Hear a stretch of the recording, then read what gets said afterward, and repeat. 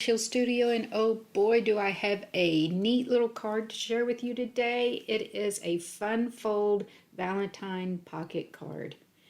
This is what it looks like. I used this adorable paper. This is kind of a heavyweight double-sided paper, and I'll show you the name of that in a minute. A couple of heart and key dies. Very simple supplies this week. This is Simple Stories, My Valentine, Sweet on You. And look at this paper. So that's both sides of the paper, which will come in handy. I've got all the supplies and written instructions on my YouTube channel and also on my card blog if you want to visit me there. So you need to first cut this in half. And pay attention if you have some directional paper like I do. I'm going to make sure that this is in a landscape orientation, and I've got two pieces that are cut down at 6 inches here. And then I've cut a couple of mats. I'll show you the dimensions on that as well. That will be for our insert. So there is that 12 by 12 paper cut in half at 6 inches, my two mats, and we will get started with making this card. So with the 12-inch edge at the top, you want to use a scoreboard here. And I'm going to flip it over very quickly, and I'm going to score this at 4 inches and 8 inches. Again, all of these instructions are written out for you. You can find it on my card blog or within the description of this video on YouTube. And then I'm going to flip it, and along the bottom edge, I've done a 1/2 inch score line.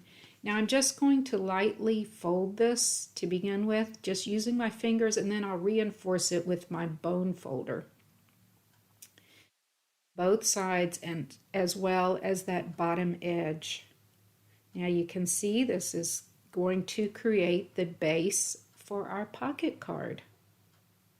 Okay, I'm just being very careful that I have this all aligned like it should be before I give it a reinforcement there with my bone folder. Okay, now this is the tricky part. I'm going to score from the upper center line down to each corner. And I have drawn in a line on my scoreboard. I use this sometimes when I really need to do a diagonal score, so I can visually see that I have this lined up correctly. So take your time with this. You can see I'm going from the upper edge down to that bottom tip. So again, if you're using directional paper like I am, make sure you're going the right direction. Ask me how I know this. The first time I cut off the wrong pieces, so that's why I want you to learn from my mistakes. Okay, you can see it's a little easier to see from the outside here. I score lines, so I will again use my fingers just to get that lined up from tip to the top, and then I will come back with my bone folder and really reinforce that. So take your time here. You really need this to be straight so that your pocket turns out correctly. Okay, now here is where my Caterpillar Pro, this is that self-sharpening paper cutter that I've shown you before. This comes in handy because you can see I can flip on that light bar and I can see through this paper. Even though it is a heavyweight cardstock type paper, it helps me see that score line. Plus I kind of go over the edge a little bit just so I make sure that I cut this correctly. Now set aside those two triangles because you can use those on other cards. Then I'm going to fold up that 1/2 inch bottom flap, and I need to cut off each side just to the center, and I go a little beyond the center so that when I fold up that bottom flap that will create my pocket, the bottom of my pocket, it doesn't fold over on itself. In other words, I go a little more to the inside, and this will create a great pocket. But when you fold in your side panels, you don't want to crease that little 1/2 inch allowance there at the bottom, if that makes sense. Okay, now I'm simply going to take a little bit of adhesive and get this adhered onto that bottom flap. And then you see you want to make sure you don't get any glue on the inside of your card because that will ruin the pocket effect. So stay on the outside, get this put together, and there is your pocket.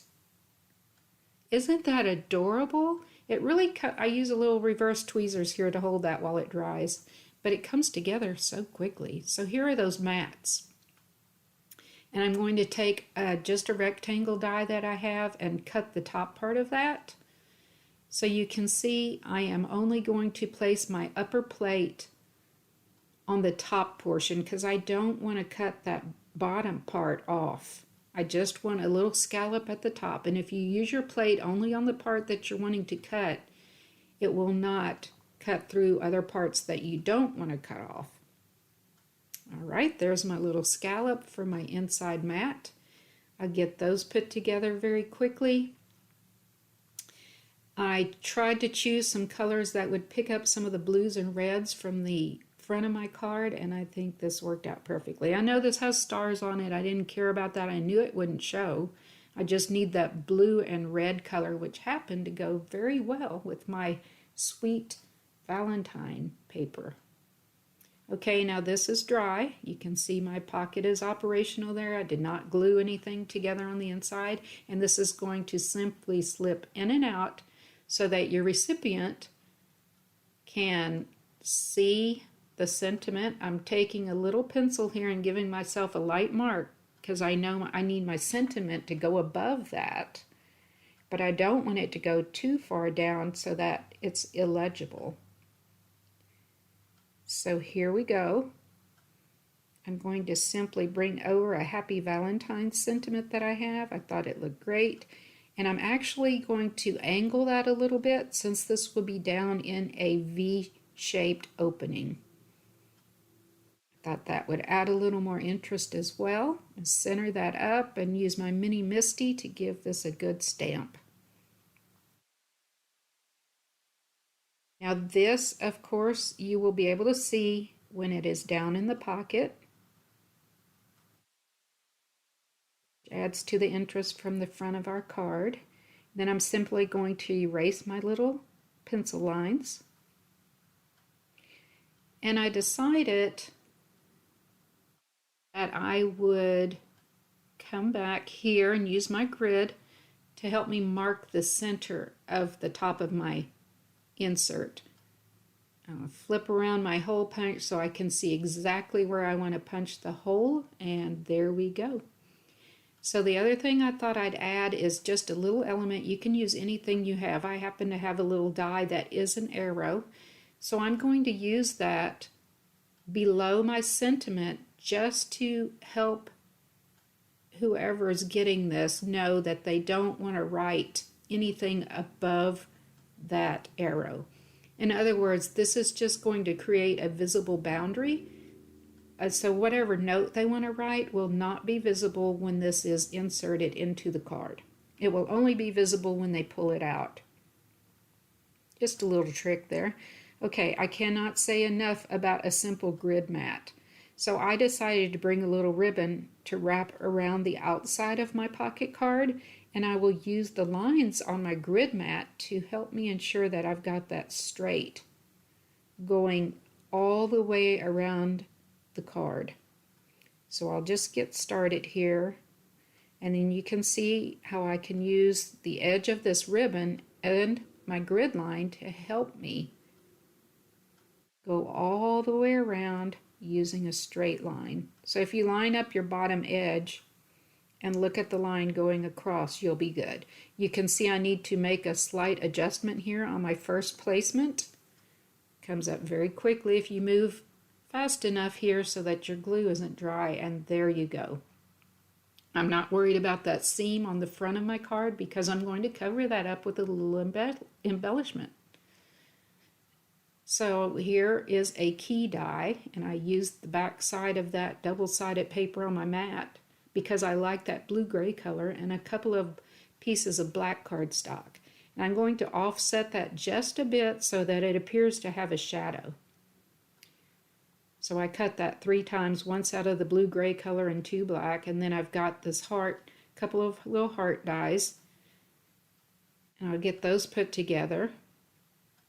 And I'm going to go ahead and pop that on the front of my card right over that ribbon. Now I could have used some foam tape, but I didn't really want to add the bulk. And I like how this fits into that V opening, and it kind of gives a little arch to my heart. So when this glue dries, it's going to look like a little puffed heart because of that ribbon behind it. And I think that's kind of a cool feature, so I just went with that. Look how this card is coming together, y'all. This was so much fun. Just think of all the possibilities with this basic pocket card that you can use for any occasion, not just Valentine's Day. Here's a close-up look at my cards. I'm so glad that you dropped by today. I hope you get inspired to give this pocket card a try. And I am so thankful for you for coming to visit with me every week. If you're new to my channel, please feel free to become a subscriber. I'd love to hear comments from anyone, and I will look forward to seeing you all again next week. Happy crafting, everyone!